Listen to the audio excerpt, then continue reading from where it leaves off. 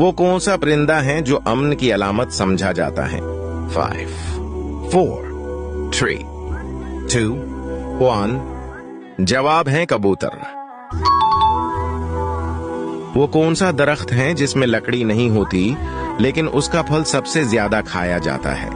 5, 4, 3, 2, 1। जवाब है खीले का दरख्त।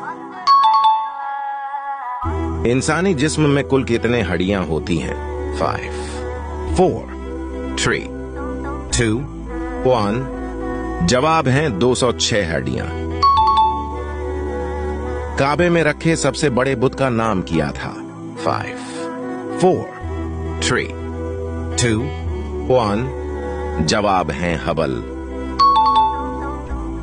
आखिरी सवाल, इस्लाम से पहले खाना काबा में कितने बुत रखे थे? 5, 4, 3, 2, 1। जवाब है 360।